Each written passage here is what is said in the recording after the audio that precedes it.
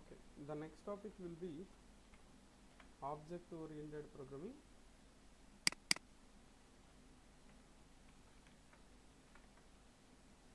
So in this, as we have discussed, there will be some list of topics. So this is a completely a theory. So this theory will be applied on all the languages. The language which is able to implement all these topics, that can produce an reusable software, a strong software, and error free software. Okay, so here we are going to have the concepts. So first one, class and object, inheritance, polymorphism, encapsulation, abstraction, constructors, and exception handling. So these are the list of topics. Okay, so these topics are the complete ideal software. So ideal software topics, the language which can implement all these topics, that can produce error free and reusable softwares. Okay, so now we are going to discuss one by one topic from this list. Okay, so in that, the first topic will be class. So what is mean by class? So before object oriented programming, in market we have POPS, procedural oriented programming. So procedure is nothing but, procedure or subroutine is nothing but, it's a function. So it is a block of code will get executed. But in object oriented programming, classes are nothing but the building blocks of the program. So building blocks of the project. Okay, so we can define class like this. Class is a blueprint of whatever the development that we have to implement. So if you take an example of real world scenario, so cars is a category, correct? So where car means that will have some characteristics, there will be having some 4 wheels, there will be an engine, where it will have the functionalities, where it will move forward, it will move backward. So these are the functionalities. So a class can be defined like this. A class is a collection of data members, nothing but in our formal language we can say these are variables, and member functions, nothing but these can be called as methods. So it can be a combination of data members and member functions, and that doesn't mean that every time the combination should present in the class. Sometimes you are going to have only variables, sometimes you are going to have only functions also, and mix also possible. So this is how we can define a class.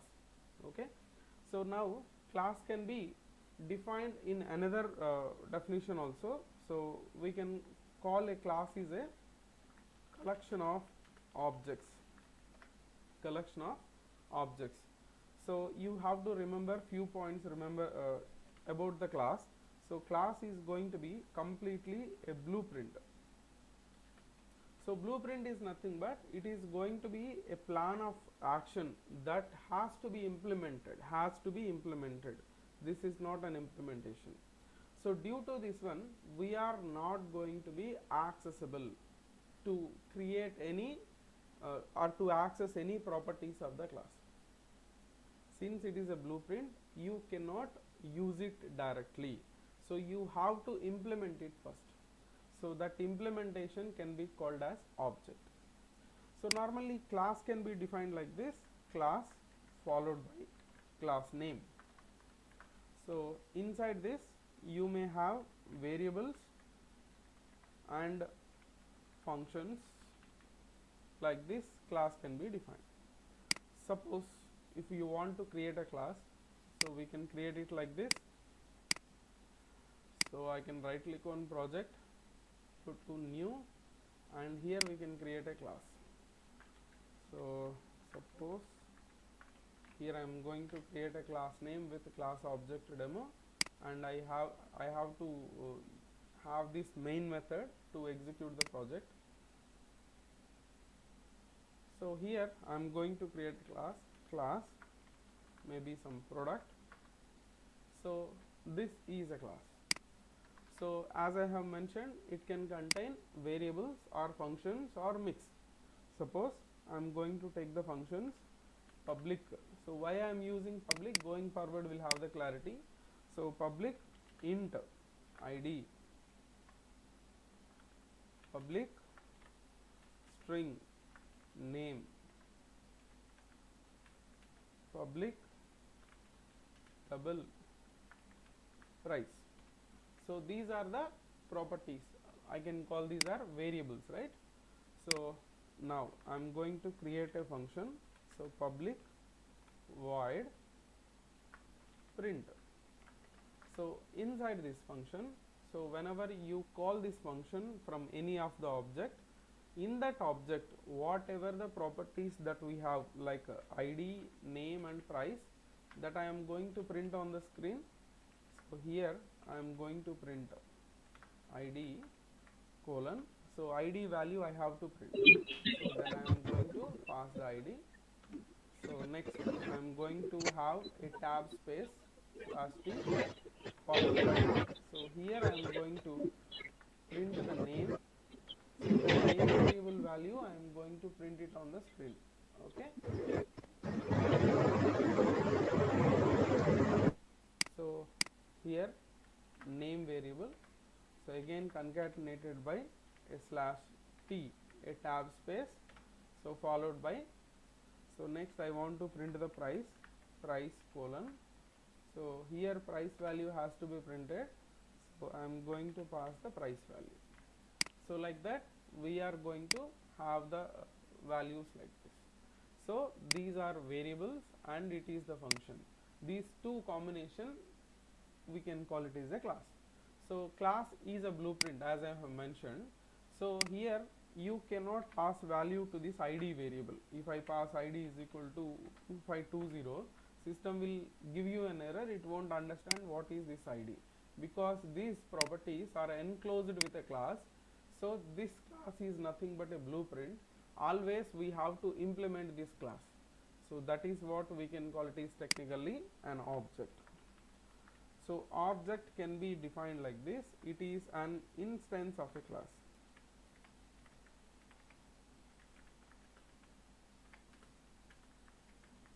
Or else we can also call implementation of a class. So how we are going to create an instance? So by using the new keyword we are going to create the instance.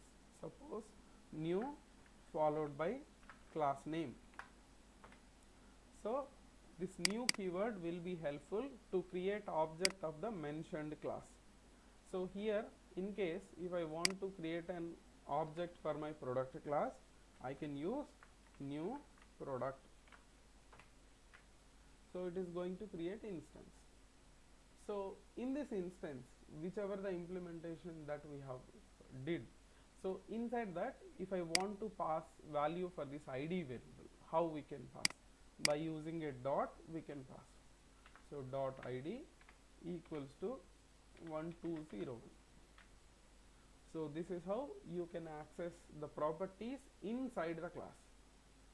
So now the second one, in case if I want to pass name, so new product dot name equals to, so maybe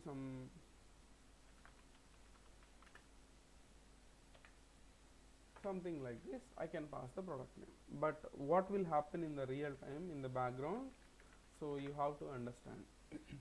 Whenever we are going to create a new instance, so system is going to occupy some heap memory from the RAM like this. So it is going to create two instances with this syntax.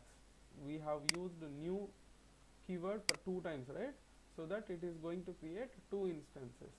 So in every instance of the class, so whatever the properties that we have, it will allocate memory for those variables. That means, so here you have id, so you have name, and here you will have price. Like this you will have 3 variables. Okay. So similarly in the second object also you will have id, name and price. So here you will have, this is the first variable is for id, the second one is for name, third one is for price. So similarly in the second object also, id, name and price. So like this there are two objects are created. If you see this scenario, here I am going to pass id value as 1201. So that was stored inside this id variable. Maybe you can consider this is object 1 and this you can consider object 2. So now whatever the name I have stored here, so this will get stored in the second variable. But my intention is I have to store this value in the first object only. So then you have to create an object with some name mentioned here, correct? So that is the reason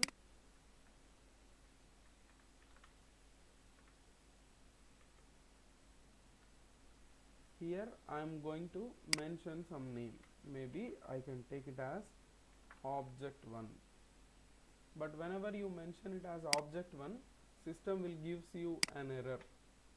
So why? Because whenever you write syntax like this, a is equal to 16, so system is not able to understand what is a, right? So then what we will do, so here we are going to mention int. Why? Because the type of input is going to be of integer type. So here the type of input is going to be of product class type. So here we are going to mention the type is product class type. So while creating the object, we have multiple syntaxes. Okay. So in place of product, you can use multiple options, I mean to say. So first thing, so since it is object oriented programming language, every class of Java, so this is a class, right?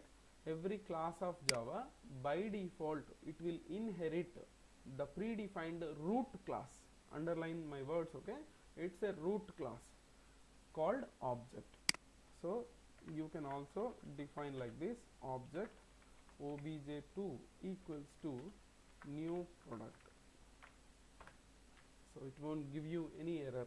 Why? Because every class inside Java will be automatically inherited from the parent of all the root classes called object.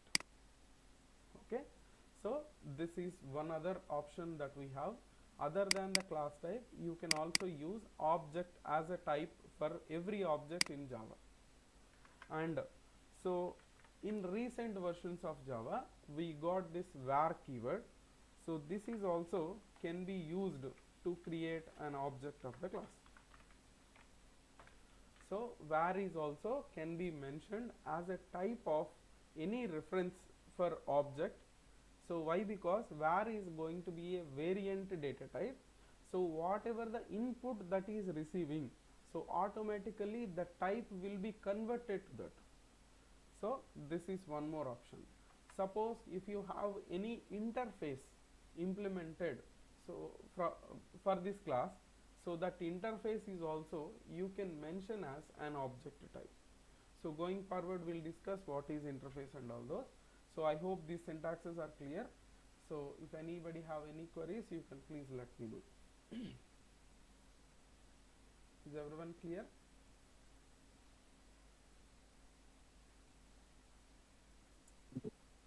Yes, sir.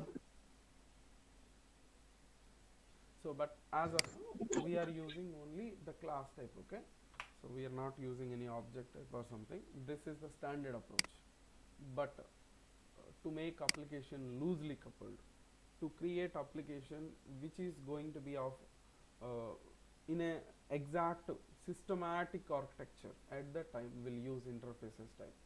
So going forward we will understand what are the coding standards to be maintained, okay?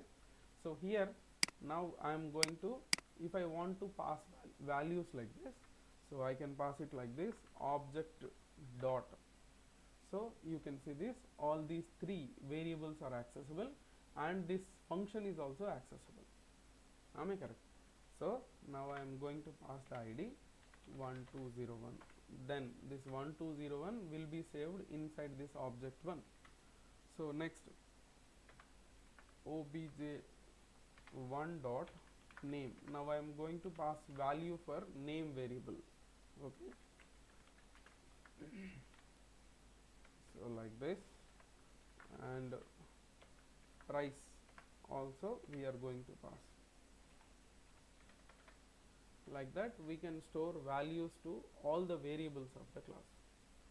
Now in case if you want to print them back on the screen, so by using sysout you can able to print the values as it is with the reference of object1.id. Then you can see on the screen 1201. So now I am going to execute. Now you can see 1201. So similarly, in case if you want to print name, obj1 dot name will be used. So then you can see the product name also.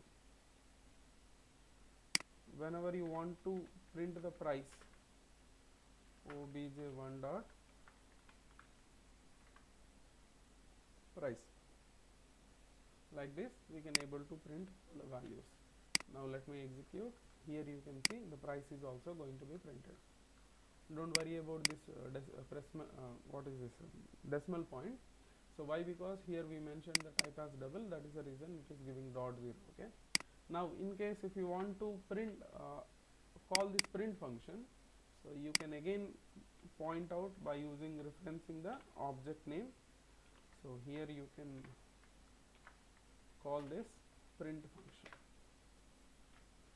So whenever you execute, it will print in the specified manner. So maybe here name.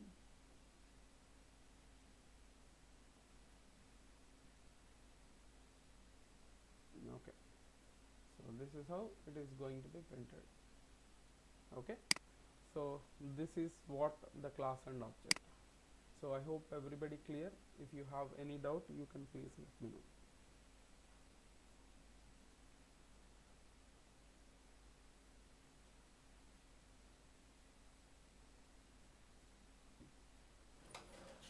Okay, the next topic will be inheritance.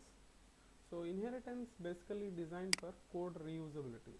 So in POPS languages or the previous generation languages, so there is going to be a problem called code reusability. Whatever the code that we are writing today, that should be capable for reusability in future in some other projects which are going to be used in future. So this concept is not there in POPS languages. That is the reason. So here it is going to place a major role for object-oriented programming languages. So this is basically designed for complete code reusability. So inheritance can be defined like this.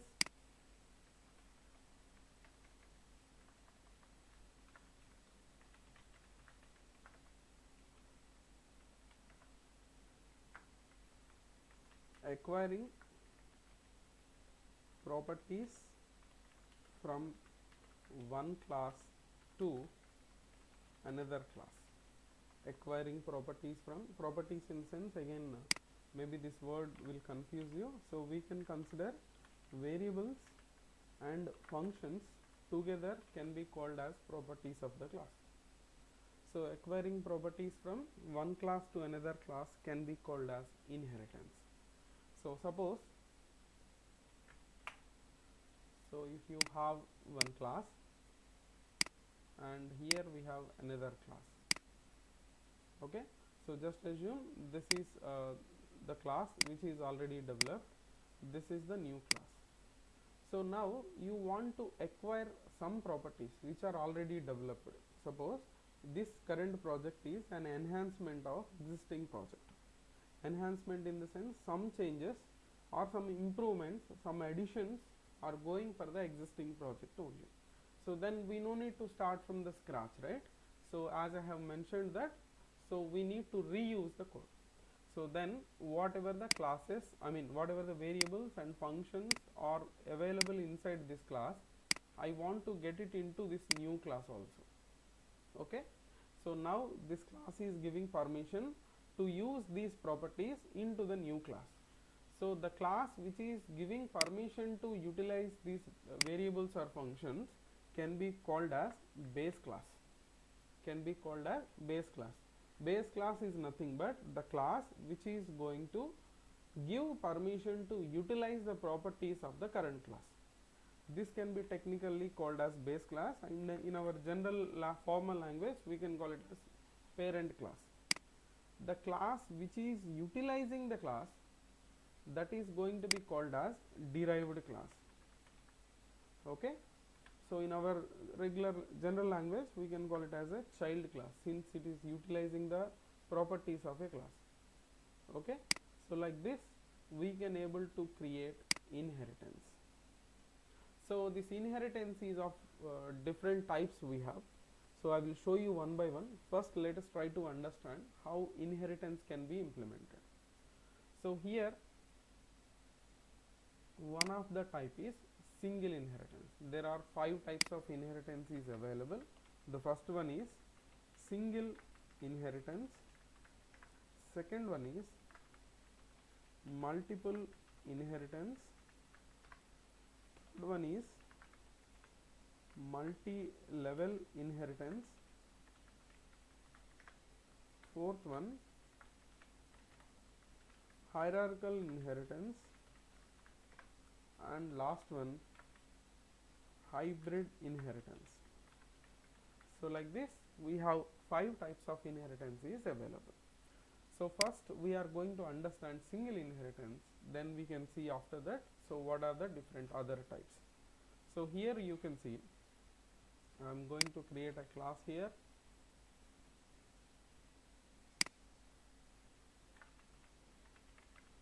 Inheritance demo.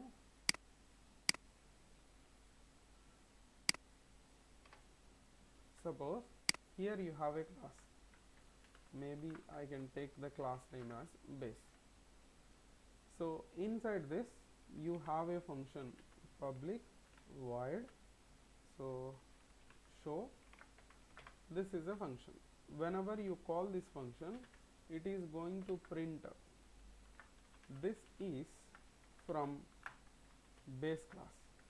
Just it is going to print some statement. Okay, so this is from base class. Next, second one, class derived. So then it is going to print public void print. So if you are going to print this out, this is from derived class. So now these two are 2 independent classes. So that means in the main method, so we can create object for the base class, base some object name. So base object is equals to new base class. So similarly derived object equals to new derived class. So like that we have created both the objects. Now for the base class object, if you are going to use this object dot, now you can see you can able to access the show method, because inside the class we have only one function called show method. It can be accessible, and by using the derived object, so object dot, so here there is a function called print.